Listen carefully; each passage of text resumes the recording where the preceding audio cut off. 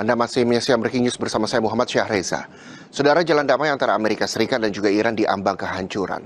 Setelah Amerika Serikat menuding Iran menyerang kapal-kapal dagang tanker di Selat Hormuz, keduanya kembali sengit saling serang sejak awal Juli.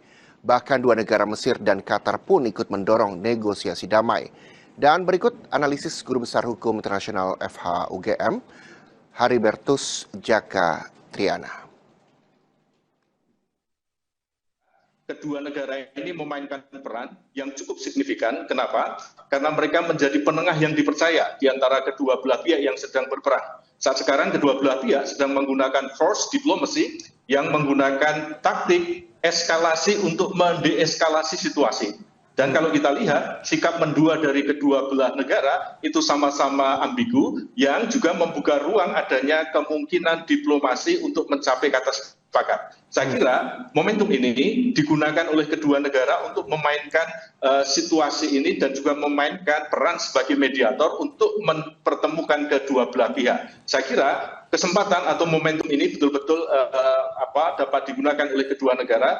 Sekaligus juga kita bisa melihat bahwa kedua negara tidak melakukan tindakan-tindakan yang ofensif walaupun mereka juga diserang oleh Iran, dan ini membuka ruang-ruang untuk adanya trust building di antara pihak-pihak yang sedang bertikai melalui penengah kedua negara tersebut. Oke, Prof, kalau kita berbicara soal pengaruh, Pakistan saja yang netral begitu dekat dengan Amerika Serikat, dekat juga dengan Iran, belum berhasil membuat kedua negara ini berdamai. Kemudian kita lihat Mesir dan Qatar, apabila secara awam itu lebih berat kepada Amerika Serikat. Ini kalau berbicara soal pengaruh, seberapa besar ini pengaruhnya akan berhasil dalam upaya mediasi atau mediasi kedua negara yang setengah berkonflik? Saya kira kalau kita melihat sejarah dari beberapa waktu yang lampau, ini kan ada apa yang disebut sebagai gencatan senjata,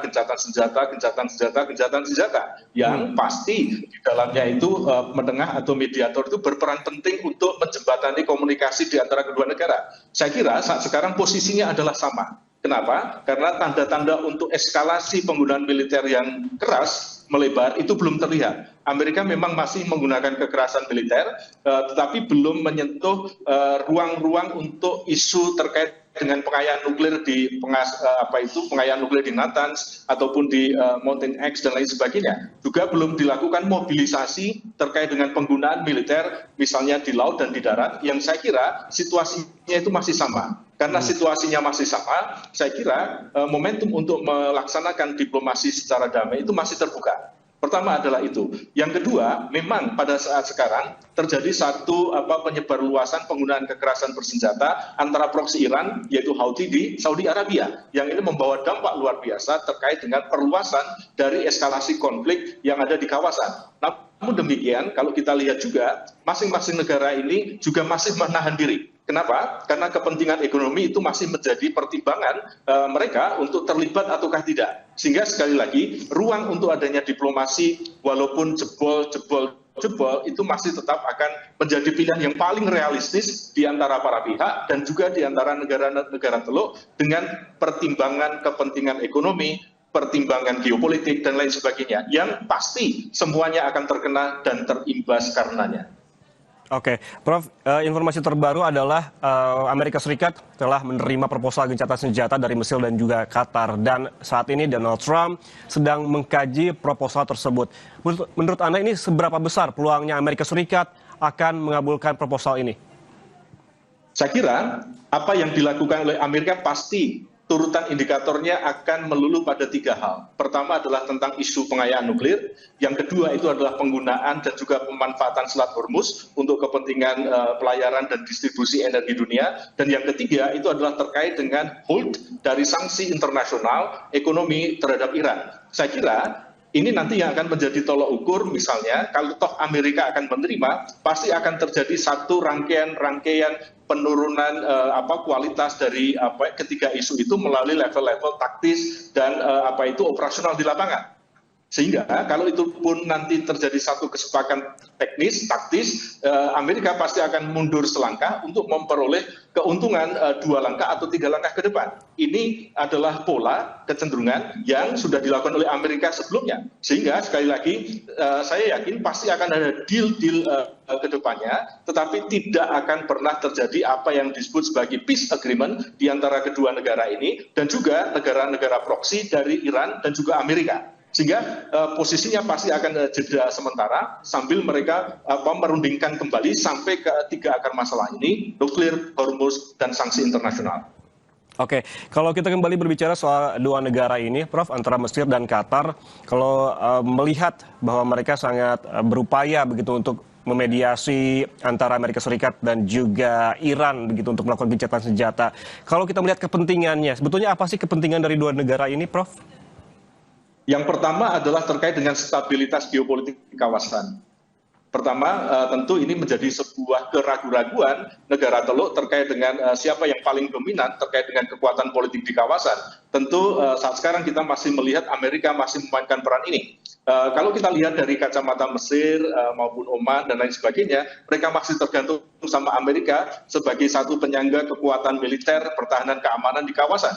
Yang ini juga menjadi satu pertimbangan mereka untuk melaksanakan kebijakan wait and see sampai saat sekarang. Lalu yang kedua, saya kira kita bisa melihat semuanya, dan ini adalah tidak bisa dibantah bahwa yang namanya perang di kawasan Teluk di Selat Hormuz itu terkait dengan perang ekonomi. Perang energi yang dampaknya itu sangat luar biasa terkait dengan ketahanan, terkait dengan kepentingan nasional dari semua negara yang ada. Sehingga kalau nanti eskalasi ini berkembang, tentu ini bukan perang militer secara ansih, tetapi ini adalah perang kekuatan ekonomi yang nanti pertanyaannya adalah atau endingnya adalah siapa yang nanti rugi paling sedikit, itulah dia yang akan memenangkan eskalasi militer ini dan bukan pada dominansi militer dan lain sebagainya. Sehingga sekali lagi kepentingan ekonomi itu menjadi sebuah motivasi yang saya kira betul-betul saat sekarang dimanfaatkan oleh Iran untuk menekan Amerika supaya mereka bisa menerima proposal yang disampaikan oleh kedua negara tadi sebagai satu bentuk pause terkait dengan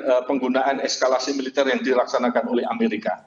Oke. Apakah efektif atau tidak, saya kira kedua negara ini memainkan peran yang cukup signifikan. Kenapa?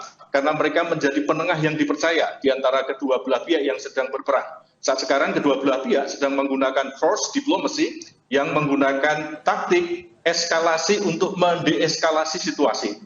Dan kalau kita lihat, sikap mendua dari kedua belah negara itu sama-sama ambigu, yang juga membuka ruang adanya kemungkinan diplomasi untuk mencapai kata sepakat. Saya kira momentum ini digunakan oleh kedua negara untuk memainkan situasi ini dan juga memainkan peran sebagai mediator untuk mempertemukan kedua belah pihak. Saya kira kesempatan atau momentum ini betul-betul dapat digunakan oleh kedua negara, sekaligus juga kita bisa melihat bahwa kedua negara tidak melakukan tindakan-tindakan yang ofensif walaupun mereka juga diserang oleh Iran, dan ini membuka ruang-ruang untuk adanya trust building di antara pihak-pihak yang sedang bertikai melalui penengah kedua negara tersebut. Oke, Prof, kalau kita berbicara soal pengaruh, Pakistan saja yang netral begitu dekat dengan Amerika Serikat, dekat juga dengan Iran, belum berhasil membuat kedua negara ini berdamai. Kemudian kita lihat Mesir dan Qatar apabila secara awam itu lebih berat kepada Amerika Serikat. Ini kalau berbicara soal pengaruh, seberapa besar ini pengaruhnya akan berhasil dalam upaya mediasi atau memediasi kedua negara yang setengah berkonflik? Saya kira kalau kita melihat sejarah dari beberapa waktu yang lampau ini kan ada apa yang disebut sebagai gencatan senjata yang pasti di dalamnya itu menengah atau mediator itu berperan penting untuk menjembatani komunikasi di antara kedua negara. Saya kira saat sekarang posisinya adalah sama. Kenapa? Karena tanda-tanda untuk eskalasi penggunaan militer yang keras melebar itu belum terlihat. Amerika memang masih menggunakan kekerasan militer, tetapi belum menyentuh ruang-ruang untuk isu terkait dengan pengayaan nuklir di pengayaan nuklir di Natanz ataupun di Mountain X dan lain sebagainya. Juga belum dilakukan mobilisasi terkait dengan penggunaan militer misalnya di laut dan di darat, yang saya kira situasinya itu masih sama. Karena situasinya masih sama, saya kira